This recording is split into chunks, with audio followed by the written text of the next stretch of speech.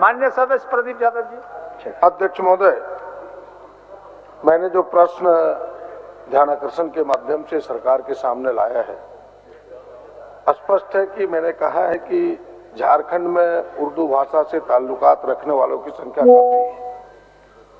इसलिए सरकार की दूसरी राजभाषा में सरकार ने अंगीकार भी किया इस भाषा को, लेकिन 23 वर्षों में लगातार सरकार की नीति और निर्णयों से यह भाषा उपेक्षित रहा है और कई अल्पसंख्यकों मुसलमानों की समस्या का भी समाधान होने के कारण वो भी उपेक्षित महसूस कर रहा है।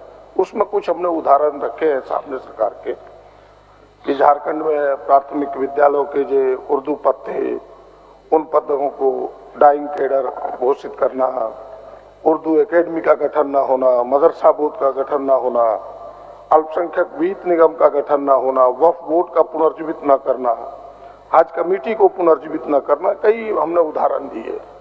सरकार के उत्तर भी मेरे हाथ में है।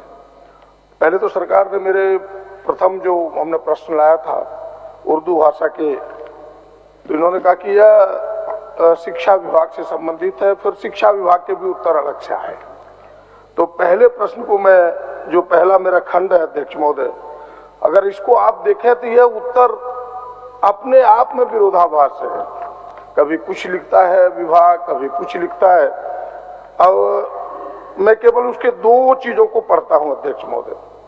इसके उत्तर के दूसरे पृष्ठ को अगर आप पलट के देखें तो उन्होंने लिखा है, यानी विभाग ने, उन्होंने नहीं, विभाग ने लिखा है कि इंटर प्रशिक्षित 17,446 सहायक शिक्षक के पदों को प्रत्यार्पित कर 50,000 सहायक आचार्य का पद सृजित किया गया। उसी प्रकार इंटर प्रशिक्षित उर्दू सहायक शिक्षक के 4401 सृजित पदों के विरुद्ध पदों को भी प्रत्यार्पित कर उर्दू प्रशिक्षित सहायक प्राचार्य का पद सृजित किए जाने की दिशा में राज्य सरकार द्वारा प्रक्रिया प्रारंभ की गई। अध्यक्ष महोदय, जब आपने पहले कह दिया कि भाई 50,000 शिक्षकों को हमने पद सृजित किया है, तो उस समय भी तो उर्दू शिक्षकों के पदों को सृजित किया जा सकता था, उस समय आपने नहीं किया। एक तो पहला ये, और दूसरे खंड को अगर दो खंड के नीचे आप पढ़ें तो उसमें उन्होंने लिखा कि सहायक शिक्षक के पदों को मरणशील कैडर घोषित किए जाने की दिशा में झारखंड प्रारंभिक विद्यालय शिक्षक प्रोन्नति 2023 का प्रारूप इंटर प्रशिक्षित उर्दू सहायक शिक्षक पदों को मरणशील कैडर घोषित किया जाना भी प्रावधानित है। प्रकाशित करते हुए प्रेस विज्ञप्ति के माध्यम से संबंधित आपत्ति की मांग की गई। एक तरफ आपने कह रहे कि हमने डाइंग डिक्लेयर कर दिया और दूसरे तरफ कह रहे कि नहीं, हमने डाइंग डिक्लेयर करने की दिशा में बढ़े हैं और अनापत्ति मांगा है कि डाइंग करे कि ना करे, उसके लिए हमने समिति बना दी है।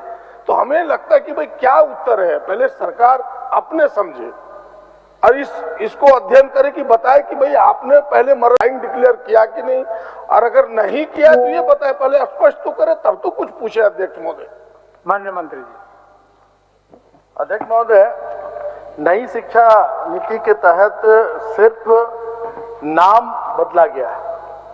उर्दू शिक्षकों की जगह सहायक आचार्य उर्दू कर दिया गया है और जितने पद थे, जितने पद की बात कर रहे हैं, 4401 पद की बात, उसके विरुद्ध हमको लगता है कि 5478 इंटर प्रशिक्षित उर्दू शिक्षकों के लिए की रिक्तियां की गई हैं और उर्दू स्नातक प्रशिक्षित शिक्षकों की रिक्तियां 1754 की गई है। तो ये सिर्फ नाम बदला गया है। नई शिक्षा नीति के तहत जो शिक्षक थे उनको आचार्य के रूप में जाना जाएगा। इसमें कहीं से किसी तरह का कोई विसंगति तो नहीं नजर आता। मंत्री महोदय, आप थोड़ा दोनों को गौर करें तब आपके ध्यान में आएगा। आप केवल ऐसा न कहा कि न सरकार के पक्ष में है, जो हम कह रहे हैं वो सही है, ऐसा सोचने से नहीं होगा। आप मेरी बातों को गौर से सुने। हम इसलिए कह रहे हैं कि आप अगर पहले उत्तर को देखें, जिस उत्तर को आप दोहरा रहे हैं कि 1754 और फिर 7,232 पद की स्वीकृति हेतु प्रस्ताव प्रशासनिक पद वर्ग को भेजा गया, ये तो आपके दूसरे उत्तर है। मैंने उसके ऊपर के उत्तर को पढ़ा और उसके ठीक नीचे एक के बाद के उत्तर को पढ़ा है कि आप पहले ये मानते हैं कि नहीं आपने डाइंग डिक्लेयर किया है। पहला बात ये, अगर आपने डाइंग डिक्लेयर किया तब फिर ये समिति बनाने की क्या जरूरत थी? जब डायरेक्ट डिक्लेयर हो गया और आप कह रहे हैं कि हम उसकी स्वीकृति होती पदभर समिति में भेज रहे हैं, तो स्पष्ट उत्तर देना चाहिए कि भाई यह जो बचे पद थे उसको हमने डाइंग डिक्लेयर कर दिया, क्योंकि एनसीईटी ने शिक्षकों के नॉर्म्स बदले, जो आप कहना चाह रहे हैं, जो मेरी समझ है कि एनसीईटी के नॉर्म्स बदले हैं, इसी नॉर्म्स के अनुसार उनके पदों को भी हमने इस रूप में ढाला है, ये आप कह सकते हैं। तो आप उत्तर में यह स्पष्ट हमें बताएं कि आपने डाइंग डिक्लेयर किया, इसके बाद इन पदों को स्वीकृत किया। अगर डाइंग डिक्लेयर किया तो फिर ये समिति क्यों बनाई है जिसके 4/3/2024 को आपने बैठक आउट की है? मेरी समझ से परे है। हम थोड़ा स्पष्ट होना चाहते हैं और थोड़े स्पष्ट कर दे तो हमको लगता है कि बेहतर होगा। केवल चीजों को ये नहीं कि ना हम जो कह रहे हैं वही सही होगा ऐसा मान के मत बोलिए। जो मैं कह रहा हूं मेरे आग्रह को स्वीकार करके, क्योंकि बड़े पद पर लोग जब बैठते हैं तो इन चीजों को, छोटे लोगों की बात को सुनने का प्रयास करना चाहिए, मेरा विनम्र आग्रह होगा। माननीय मंत्री जी, ये अगर अगर अगर दिक्कत होता है तो प्रश्न को इस प्रश्न को स्थगित कर देते हैं, स्थगित कर दें, स्थगित किया जो समय की भी कमी लगता है, स्थगित कर देते हैं कल, ठीक है। लेकिन अब देख महोदय शॉर्ट में कि डाइंग डिक्लेयर का, और जब कोई हम नए नाम से हम संशोधन करते हैं, कोई हम संशोधन करते हैं तो निश्चित रूप से सिर्फ नाम परिवर्तन हुआ है, पद परिवर्तित नहीं हुआ, सिर्फ नाम परिवर्तित हुआ है। शिक्षक की जगह सहायक शिक्षक नाम हो गया, बस। इसको स्थगित कर दो। माननीय सदस्यगण, सभा की कार्रवाई 2 बजे अपराह्न तक के लिए स्थगित की जाती है।